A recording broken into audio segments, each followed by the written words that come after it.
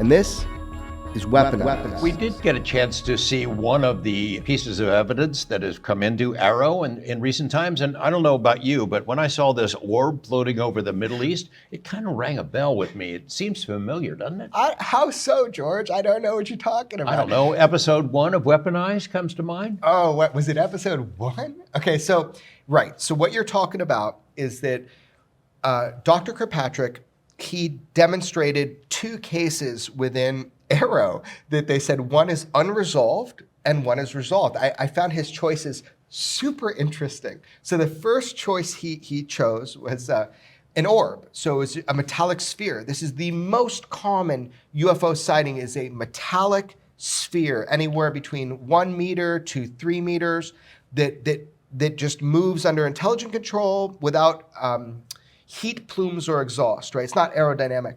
So they did show one of those. They did show, it was not the MOSUL orb. The MOSUL orb is the image of the video that we released. There is a video. There is a video. It's been used to brief the armed services. It's been used to brief defense contractors. It's been used to brief politicians. It's been used to brief, really the whole armed services. If you have SIPRNet or any of these classified server access, you can go see it yourself. Jay Stratton did a 23-minute video about UFOs, how to identify them and what's up.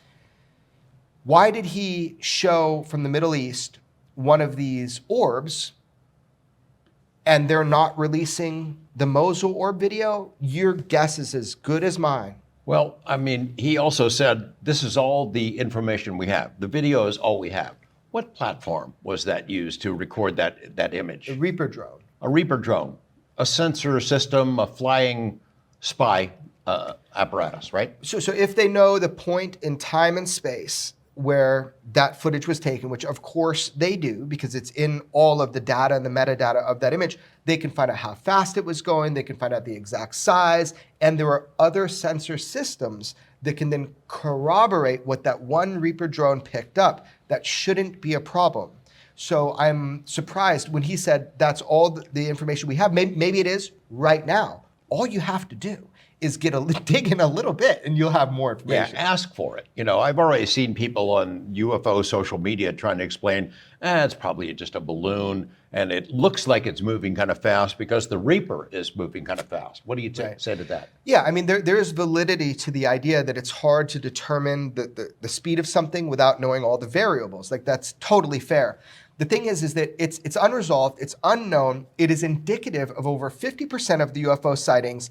It is something that we made the public aware of from a 2016 video, the MOSUL orb, first time the world had ever seen military film footage from a conflict zone. So now you got another, and it's the same. So the question is, does Dr. Kirkpatrick and Arrow not have the proper resources, not have the right amount of time, not the right amount of funding? All of this is what they were addressing in that hearing, was trying to empower his office to get more information. Look, UFOs and what pilots are seeing and what we've experienced for a long time, we are all searching for the same thing. We are all searching for understanding, no matter where they are from. It's clear at this point we have ruled out US technology. That is 100% clear. Seems to be that object that was released in that video clip looks a heck of a lot like the MOSUL orb. Yeah. Do you think they're the same thing? I would have no way of knowing. It's not kind the of same. Looks like it? It's not. Oh yeah, totally. It's not the same video. But the MOSUL orb is, if you ever get to see the video, if the American public ever gets to see the video, it is totally identical to what you've seen. It's not the same video. MOSUL orb is 2016. The one he showed is 2022. But it's a spherical metallic object, which is not just like it's not just a balloon or something. They rule those out immediately. Those never make it into the archive. Yeah, that was a point. This is unknown. It's a genuine unknown. Yeah. It's not behaving like a balloon, or it wouldn't be in that archive. You'll recall when we had the MOSUL orb and released it, the reaction was, that's a drop of water on the camera. It's a pothole. Clearly, this thing is not a pothole flying through the sky. Well, if people could see the MOSUL ORB video, if our Department of Defense decided to release it, then it would just be like this video. They'd realize that it's not all these ridiculous things that they said. I understand going for the lowest hanging fruit and trying to make everything explainable so your worldview doesn't collapse. I get that. We're all trying to survive on a daily basis. But reality is that the UAP or UFO presence is real, and we now are openly talking about it now. We have a government agency that is openly studying it. That's the thing about Arrow that's different than when we've had secret programs. Never acknowledged.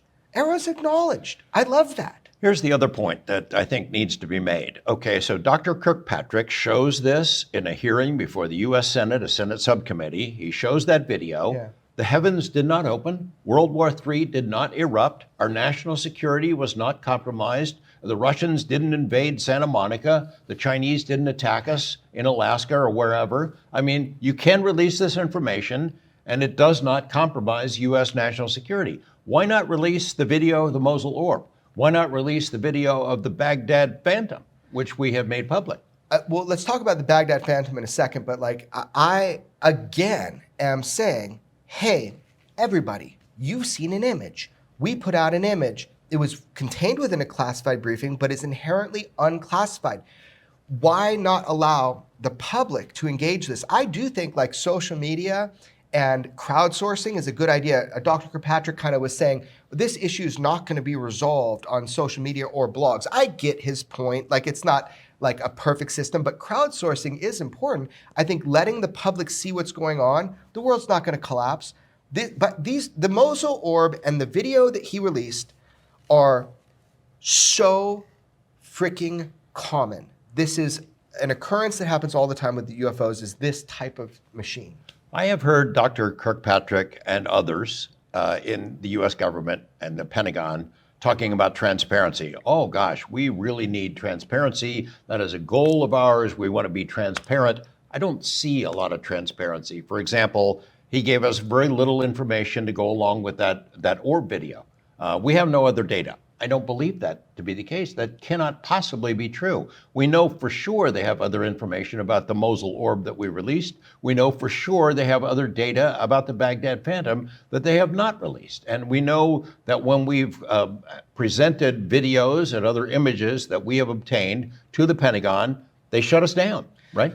So maybe he doesn't have more information at this time, but the thing is, if I can go get more information on the Baghdad Phantom, and I can get more information on the MOSUL ORB, why can't his office? So that does bother me. Maybe he should have said at this time. The thing is, look, I'm just imagining we're all in this together. We're just trying to figure out what's up with UFOs, right? He should have at his resource the ability to investigate any of these at higher quality than the public. I do agree that we should get more transparency. If they're saying transparency, then let's get more transparency. Let's get this information out there. The Baghdad Phantom, let's talk about that. The second example that Dr. Kirkpatrick showed in this hearing, it was already a resolved issue. So he's showing thermal imagery. I don't know if it's white hot or black hot. It's hard to really analyze it without all the information.